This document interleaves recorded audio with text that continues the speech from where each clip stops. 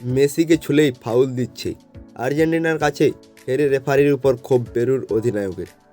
2026 সালের ফুটবল বিশ্বকাপের যোগ্যতা অর্জন পর্বের ম্যাচে হার মেনে নিতে পারছেন না পেরুর অধিনায়ক পাওলো গুরেরাও। তার মতে আর্জেন্টিনার অধিনায়ক লিওনেল মেসিকে ম্যাচে বাড়তি সুবিধা করে দিয়েছেন রেফারি। বন্ধুরা, আপনারা জানেন যে আর্জেন্টিনার বিরুদ্ধে 1-0 গোলে হেরে গিয়েছে পেরু।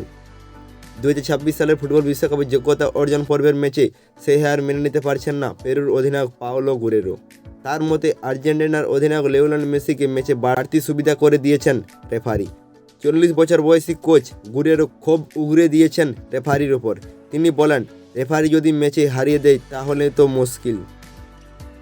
আর্জেন্টিনার ফুটবলারদের আমাদের খেলছিল কিন্তু ফাউল দেওয়া হয়নি, কিন্তু মেসির গায়ে একটা আঙুল লাগলেই ফাউল দিয়ে দিচ্ছে রেফারি।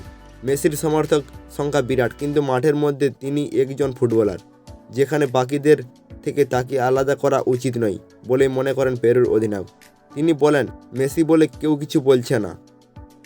মেসিকে কেউ একটু আটকালো বা ছুলো তাতেই ফাউল, কিন্তু ওরা আমাদের ঠেলে ফেলে দিল, ফাউল দেওয়া হয়নি। এমন হলে খেলার স্বাভাবিক ছন্দটাই নষ্ট হয়ে যায়। আর্জেন্টিনা বেশিরভাগ সুযোগেই তৈরি করে দিয়েছে সেট পিস থেকে।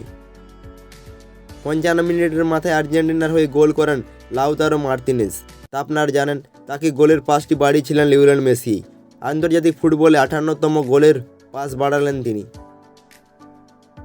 আর্জেন্টিনার বিরুদ্ধে হেরে পেরু লিগ পর্বের সবার শেষেই রইল।